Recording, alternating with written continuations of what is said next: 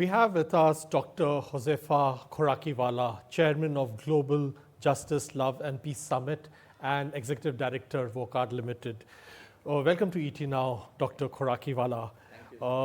The Global Justice, Love and Peace Summit is all set to take place in Dubai on April 12 and 13. What inspired you to create a platform like the Global Justice, Love and Peace Summit, and how do you envision it driving positive change worldwide? So the Global Justice, Love and Peace Summit was conceptualized as an offline summit on October 6, 2024. But however, we had a World Peacekeeper movement, which was an online movement on Facebook.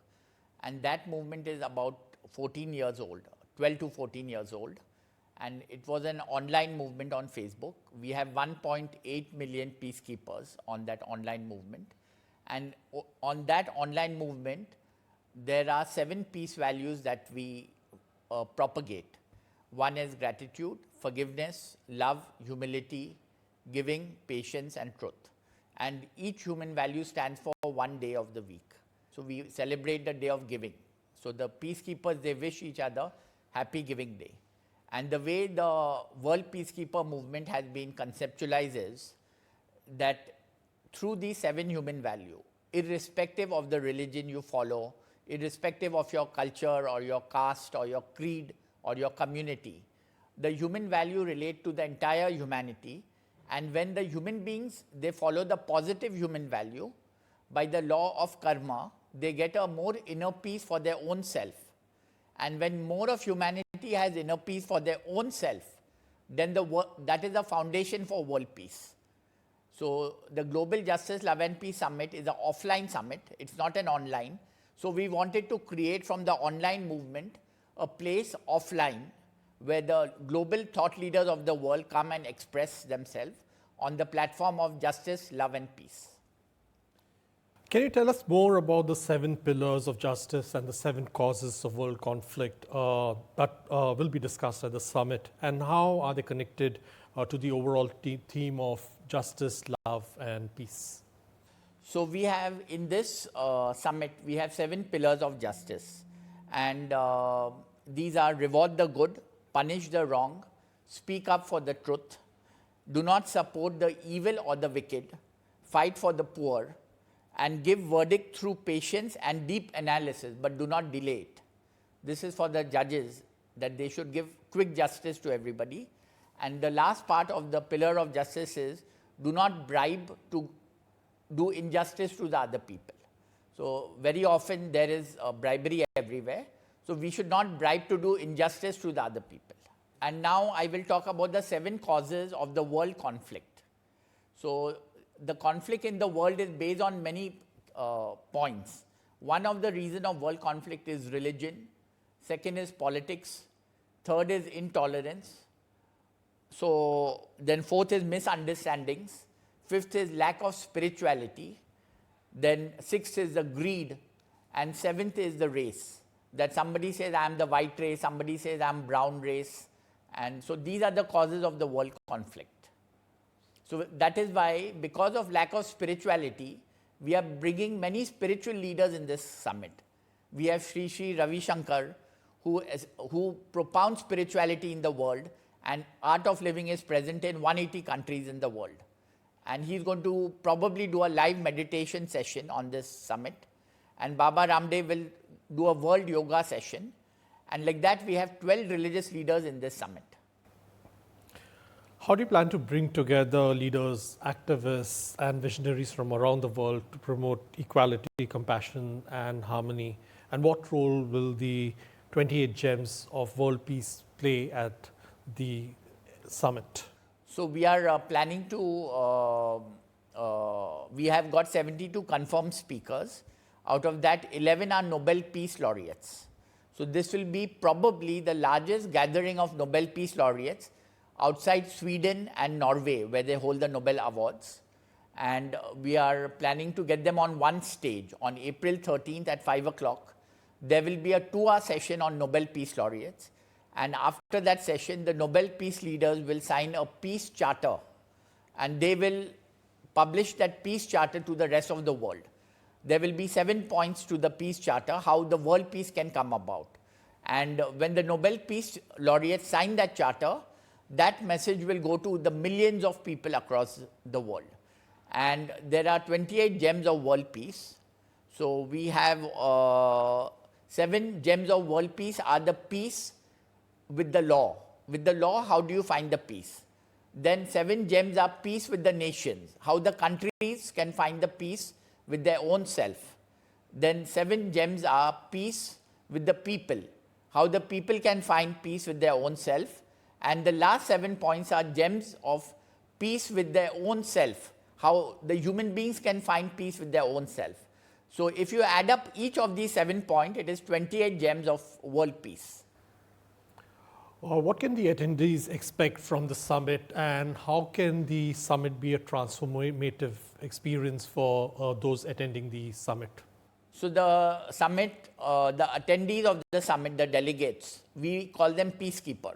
They will register on our website as a peacekeeper, and they will get the knowledge and the experience of the great leaders of the world, 72 confirmed speakers. Each speaker is a leader in his own field and his own capacity. So they will get knowledge on justice, love and peace, what they think about. Then they will get an opportunity to network with the other delegates. Then there will be an opportunity to witness one of the glittering award ceremony, where there are 28 awards, 7 on justice, 7 on love, 7 on peace, and 7 lifetime achievement award. And this summit has the official patronage of the United Arab Emirates government, and the chief guest of the event is going to be Sheikh Nayan bin Mubarak Al Nayan, who is the Minister of Tolerance and Coexistence of United Arab Emirates. And there are a lot of interesting things in this summit. There's going to be a peace fashion show. There is going to be a peace menu. 4 meals are there, and 28 dishes from 28 countries will be there. And there will be wax caricature of all the 72 speakers. You can take a photograph with them. And there will be 28, each speaker has agreed to take photograph with 28 lucky winners out of the 2,800 delegates. So they may get a picture with one of the things. And we have tried to create this summit not only from a very serious point of view, but it should also be very exciting and entertainment for everybody.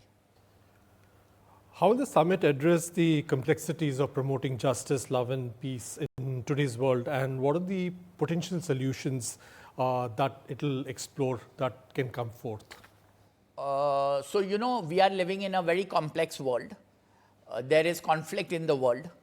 There is the Iran-Israel war, there is the Russia-Ukraine war, and there is tension in many parts of the world. There's civil unrest in parts of Africa.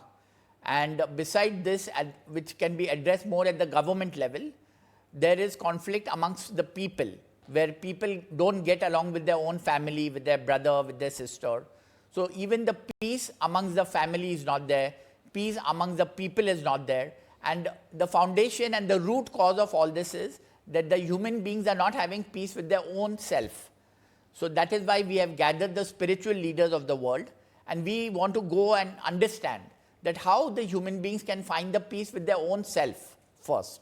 Because if they find peace with their own self, that is the foundation. They will have peace with the people around them. They will have peace with the law and the judiciary. And that is how the countries will find the peace with their own self. Could you tell us something about the profile of the speakers that are coming to the summit? So we have very eminent speakers. We have 11 Nobel Peace winners. They are from all parts of the world, and they will be present in the summit. And 2 Nobel Peace winners, so it will become 11 plus 2, will come online on the Zoom. And we have a very eminent religious leader panel also. Sri Ravi Shankar, Baba Ramdev, Lokesh Muni from the Jain community. From the Buddhist community, we have 2 leaders. From the Islamic community, we have Judge Abdul Salem and Imam Muhammad Tawhidi from Australia. And from the Christian community also we have. So we have a profile of the speakers are, number 1, the Nobel Peace winners. Number 2, the religious leaders. Number 2, for entertainment and lightheartedness, we have 10 film actors and actresses. And then we have other profile of speakers. We have about 5 industrialists. We have people who have done very good social work in the area of justice, love and peace. So there is a very broad profile of speakers. And we want that the summit should have something for everybody. How regularly are you planning to hold the summit after the summit takes place in April? So we are planning to hold this summit every year, once a year. It will be held approximately at the same period, which will be in the first week of April. And we plan to make this a movement.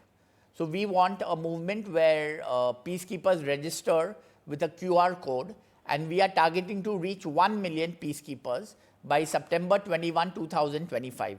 September 21 is the World Peace Day, and on that day we want to announce that 1 million peacekeepers have joined with their own personal QR code, and they have taken the pledge of peace. We wish you all the best with the summit. Thanks for speaking to ET Now. Okay, thank you so much for this lovely interview, and I really appreciate that you took the time, you asked the questions, and ET Now is a very lovely channel, and I wish and I pray for the success of ET Now, and I also hope and I pray and I know that you will carry this work of these social messages also in a channel like ET Now. And thank you very much. Thanks for your kind words, and we will carry the message. Okay, thank you so much. All the best. Thank you.